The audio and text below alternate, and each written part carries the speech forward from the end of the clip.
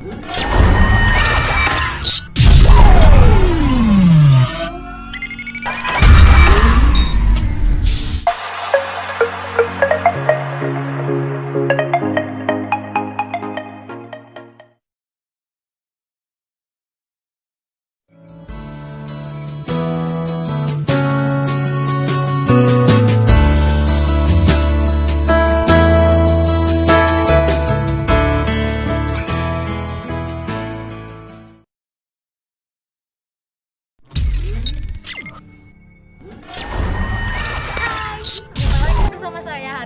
channel YouTube kesayangan kita semua, yaitu Sans Clement Official. Halo semua, saya Charlen. Hari ini saya akan menemani Kak Adi untuk memandu kegiatan kali ini loh. Nah, betul banget. Jadi, kegiatan kali ini yang memandu acara gak cuma saya, ada partner sekaligus adik saya, yaitu siapa tadi namanya, Dek? Charlen kan? Nah, itu dia tadi, adik sekaligus partner saya yang akan memandu kegiatan kita kali ini. Kegiatan kali ini kita akan mencari tahu, mempelajari, dan mendengarkan dan menyaksikan bagaimana dan seperti apa sih sejarah paroki kita ini, Paroki Santo Clement 1 Seminggan, Balikpapan. Tentunya ada banyak cerita, baik kita maupun bukan, dalam perjalanan paroki.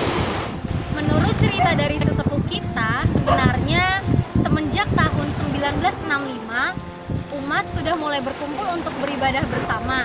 Namun, umat di masa itu masih terdiri dari umat Katolik dan umat Kristen Protestan, atau yang biasa disebut oikumene. Sejarahnya dulu ada umat Katolik yang dari TNI AU, beberapa kepala keluarga, dan sebelum itu kita adakan ekumene di Akasa. Itu kira-kira sebulan sekali ya, kita adakan ekumene dengan umat Nasrani yang lain. Nah, kemudian dari tahun 1965 sampai tahun 1970-an itu umat berkembang. Kami umat Katolik baik yang di Auri maupun yang di luar itu mempunyai keinginan punya gereja sendiri. Jadi kesana kemari mencari lahan sepertinya agak sulit, tahun segitu memang agak sulit mendirikan gereja, dan akhirnya ada lahan kosong yang di depan komplek Auri itu, dan diusahakan untuk digunakan dan mengajukan izin ke Makassar untuk dibangun. Tapi prosesnya cukup lama, dari tahun 1970 sampai tahun 1977, jadi kurang lebih 7 tahun kita baru mendapatkan tempat itu bisa digunakan. Jadi latar belakangnya seperti itu. Jadi kalau tidak ada umat dari TNI AU ya kita tidak dapat tempat di situ. Jadi cikal bakalnya ya umat dari luar, kemudian ditambah umat dari TNI AU. Ya memang izinnya ya agak sulit, cukup lama. Jadi sesuai dengan perkembangan umat pada tahun itu. Ya seperti itu yang selama ini kita jalankan. Tapi cikal bakal dari umat asal usulnya sih tahun 1965 tuh dari luar dulu. Artinya di kampung ya, di kampung dulu ada umat yang jumlahnya tidak banyak, terutama dari kami keluarga Bapak almarhum Yohanes Jalwadi, baru satu keluarga. 7 itu mulai berkembang dari orang-orang Buton, termasuk Pala Puasa, tapi Pala Puasa agak belakangan dia datangnya. Nah itu bagian dari umat yang di luar, mereka datangnya hari Minggu siang, nah, ibadahnya Minggu sore, pulangnya Senin pagi. Nah seperti itu. Tahun berapa Pak? Ya dari kampung itu mulai 71 dan 2000 tahun bisa pindah di Batakan itu sudah di Batakan. Terus saya kenal sama Pak Yohanes itu ya saya sudah di situ gereja di situ, cuma kelemahannya itu masih kecil gerejanya. Tambah lama tambah besar, tambah lama tambah besar. Sudah kalau dulu pertamanya itu buat kecil gerejanya. Meninggal ada tadi yang lapor ke gereja. Nah di sana itu ada teman-teman yang meninggal dulu dikubur di Batakan sana.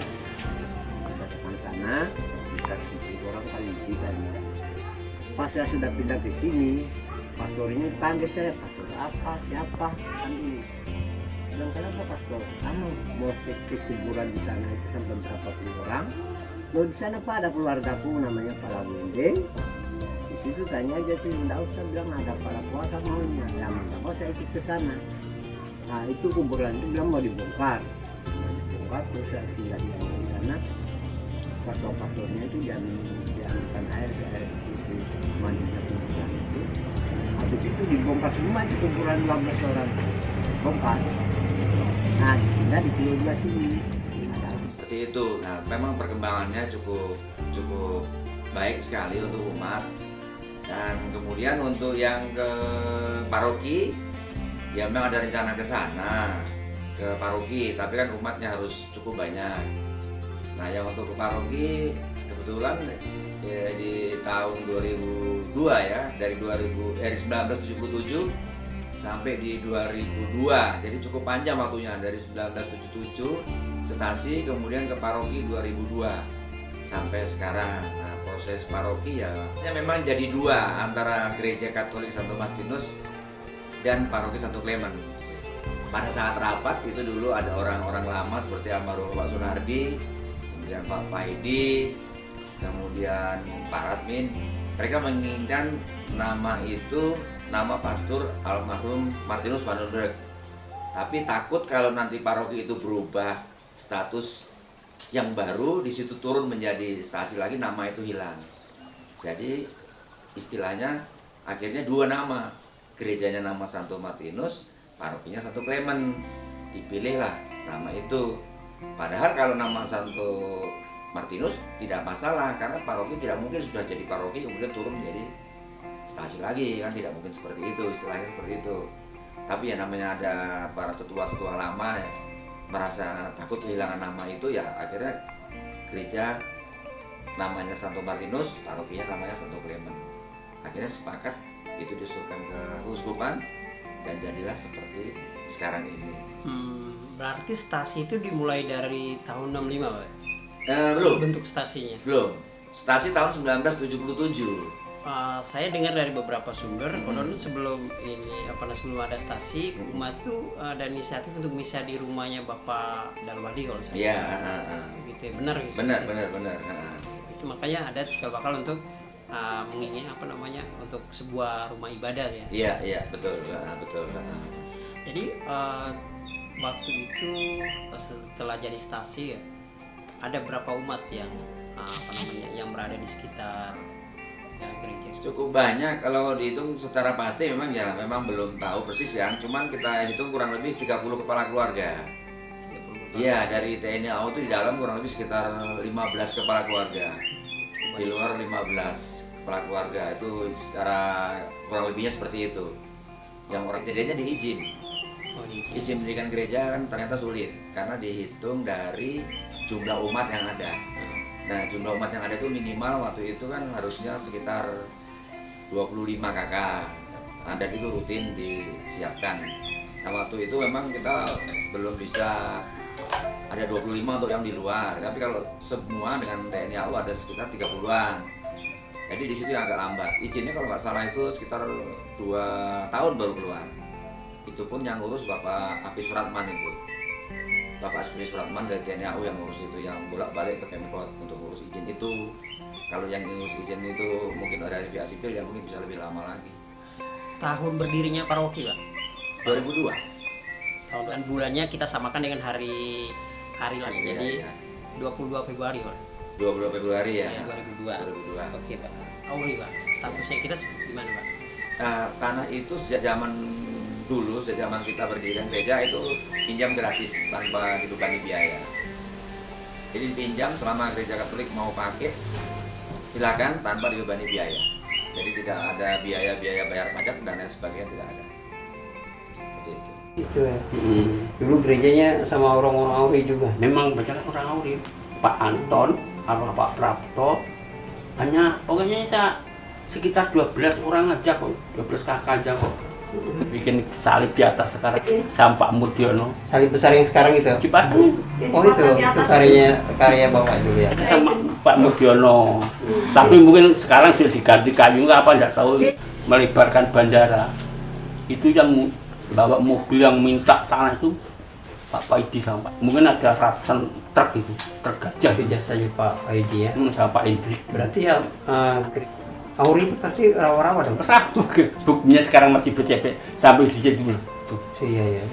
Rawa Mas. Itu Pak Aidi punya andil besar di situ ya. Nah, untuk nguluk ya. kiri-kirinya gereja itu sampai. Pastor-pastor yang pernah melayani mulai dari stasi hingga jadi paroki, apa Bapak masih ingat? Nah, saya yang ingat yang pertama aja Pastor almarhum Martinus Vandenberg, kemudian Martinus Vandenberg, ya, Padang Belanda. Nah, yang pertama itu sebelum ada stasi malahan, masih umat ya, tahun 65-an yang ibadah di rumah.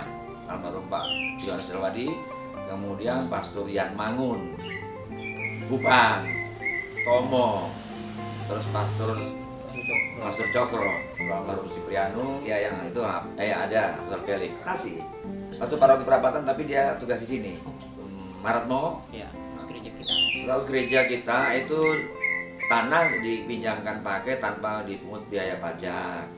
Jadi sampai kapanpun gereja mau pakai tidak ada masalah. Jadi tidak perlu dikhawatirkan lah kepada umat-umat yang lain lah. Tidak perlu dikhawatirkan karena memang sebagian umat banyak yang takut. Dulu kan mau dibangun sama beliau Pak Yohanes Lani, tapi umat kan banyak yang kasih saran jangan nanti kalau disuruh keluar kan sia-sia.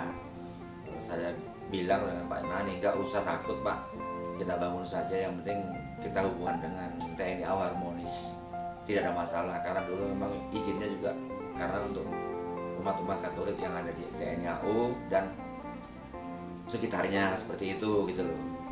Jadi banyak umat yang kemarin ragu bangun ini takut nanti diusir. Ternyata malah kita difasilitasi, dikasih tempat lahan untuk parkir mobil kan. Yang penting kita jaga keharmonisan dengan TNI AU lah, seperti itu. Jadi tidak perlu khawatir lah untuk masalah status tanah itu. Saya kira itu yang memang perlu umat tahu, dipahami lah. Nah, itu. Bapak masih ingat gak orang-orang yang punya peranan penting di awal-awal stasi? Apakah orang-orang itu masih ada sekarang? Gimana? Ya yang jelas orang-orang dari komplek TNI AU itu Pak Antonio Sabi, almarhum ya. Kemudian Pak JBD Suprapto, juga almarhum. Kemudian Pak Banteng itu enggak almarhum, masih tapi udah pensiun pindah di Jakarta. Terus Pak Kapten Susilo. Kemudian Pak Hafiz Suratman. Nah, 5 ini yang memang intensif untuk gereja di dalam. Kemudian dari luar Pak Hafiz Suratmin, Pak JB Paidi, Pak Nardi, termasuk Pak Jono, itu yang lebih aktif. Artinya untuk kegiatan untuk ingin gereja itu ada di komplek itulah dan untuk umat. Nah, itu yang memang intensif, aktif zaman-zaman tahun segitu. Satu lagi Pak Winokan, nah ya, memang termasuk orang lama lah istilahnya kan dalam pengurus stasi Pak Winokan. Itu yang memang yang rutin, yang kelihatan rutin. Itu di stasi ya. Kalau yang ke arah paroki kan sudah orang-orang baru kan. Orang baru saya nggak banyak hafal. Ya orang lama ya itu. Gitu. Puji Tuhan sekarang sudah jadi paroki besar ya Pak ya. Ya. Berkat beliau-beliau itu, campur Betul. tangan beliau-beliau itu, Ya. maka sekarang paroki sudah jadi besar dan umatnya banyak. Banyak. Sekarang umatnya ada berapa Pak? Kalau lihat dari kakak rukun duka itu, kalau dari kakaknya ya, kalau di kakaknya kurang lebih 1000-an, nggak sampai 1000-an, kurang lebih sekitar 600-700 kakak itu. Kalau dari kakak itu, kalau di total umat sih per kepala kurang lebih ya sekitar 3000-an, 3000-an. Kalau dilihat dari per kepala. Seperti itu. Tapi ya itu belum terdata semua sih. Sebenarnya kalau udah terdata semua sekarang lebih banyak. Banyak belum terdaftar. Karena ibadah kan tidak bisa sekaligus tuh. Iya. Berapa kali sampai 4 kali kan itu. Ya karena jumlahnya. Bangunan gereja itu apa dibangun swadaya atau oleh dari pihak Auri? Nah gereja kayu itu dibangun swadaya. Jadi di samping dana dari paroki perapatan, sumbangan kolektor umat dan sumbangan dari umat yang mampu lah, seperti itu. Jadi memang swadaya umat murni plus dari perapatan, dari TNI AU menyediakan lahannya saja. Nah itu. Nah termasuk di situ yang bangun tuh panitianya, mohon maaf, Pak Bambang Setiaji almarhum juga. Jadi Pak Bambang Setiaji itu termasuk ketua panitia pembangunan. Karena mereka dulu kan tinggal di perapatan kan, tapi karena ada pembangunan gereja mereka diikutkan ke sini untuk membangun itu. Pak Bambang Setiaji ya. Kalau aktivisnya ya yang tadi saya sampaikan tadi. Baik Bapak, terima kasih untuk informasinya. Mudah-mudahan informasi ini bisa menjadi pelajaran buat umat yang menonton ataupun menjadi bekal bagi kedepannya. Seperti ternyata kita punya sejarah panjang sebelum paroki ini dibangun. Ternyata ada sejarah dan rentetan peristiwa ya sampai terjadinya sebuah paroki, yaitu Paroki Santo Clemens 1 Sepinggan. Ya. Terima kasih Bapak untuk waktu dan kesempatannya. Oh, jadi gitu. Nah, Papa, Mama, Oma, Opa, dan teman-teman yang berada di rumah sudah tahu kan sejarah paroki kita ini? Ternyata cukup panjang ya, Kak. Nah, betul sekali yang dikatakan adik Charlene tadi. Maka dari itu, kita patut bersyukur kepada Tuhan karena pada masa itu masih banyak umat yang peduli dan mau berjuang bersama demi tujuan yang mulia, yaitu agar semua umat bisa beribadah di satu tempat yang sama.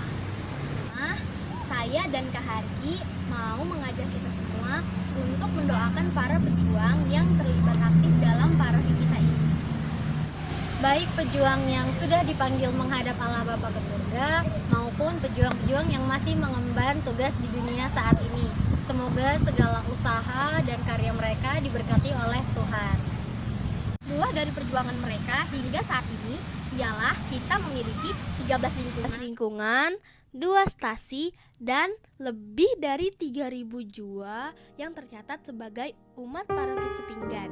Dek, paroki kita juga sudah mengirimkan beberapa putra parokinya untuk bekerja di ladang Tuhan. Yang pertama itu ada Pastor Abner MSF. Beliau sedang bertugas di Roma, Italia. Beliau berasal dari lingkungan Santo Arnoldus. Kemudian yang kedua ada Pastor Galuh CICF. Pastor Galuh ini sekarang bertugas di Jepang dan beliau berasal dari lingkungan Santa Monica. Dan yang terakhir ada Pastor Raymond Projo. Pastor Raymond saat ini sedang bertugas di Keuskupan Agung Makassar dan beliau berasal dari Santo Yosef Pekerja. Dan jangan lupa kita juga berdoa bagi calon suster, calon imam, dan calon buder, baik dari luar paroki kita maupun yang dari dalam paroki kita, sehingga mereka selalu tetap setia untuk menjawab panggilan Tuhan.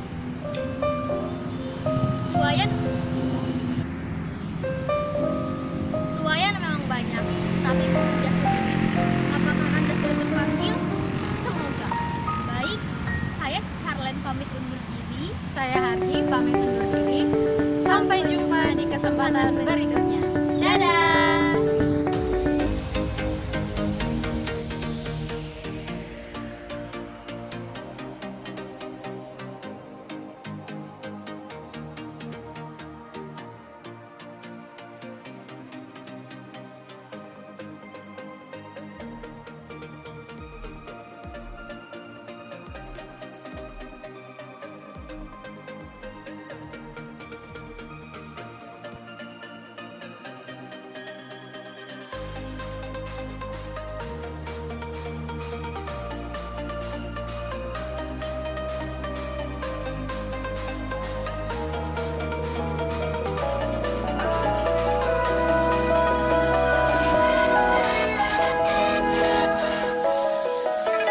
Crawl around, searching for higher ground. Can't see in front of me, my enemies. I've tried every possibility, ability to know if I can bleed. If that's what you wanted, you won't get it tonight.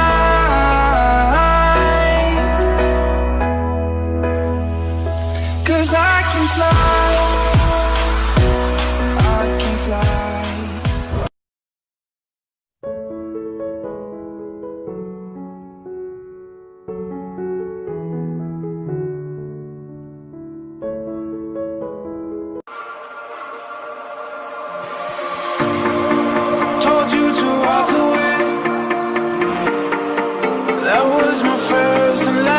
honest mistake. I'm blue without your face. But what can I do? 'Cause I'm just a sinking ship, and you're just a pair of lips that I've lost in the moment. All I want is for you to come back. Now I'm caught in the middle of life, and I need you to survive.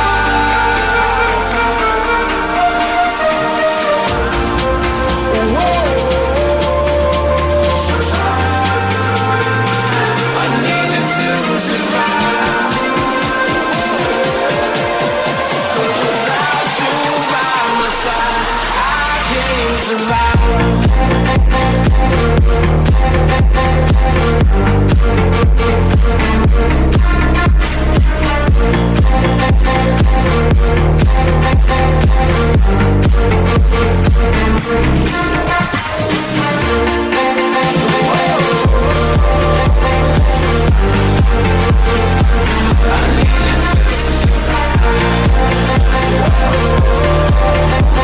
Without you by my side, I can't survive.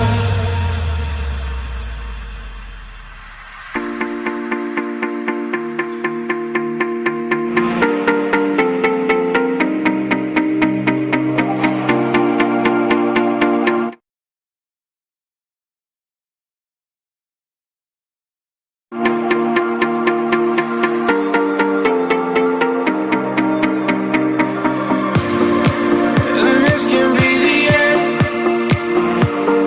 I want you said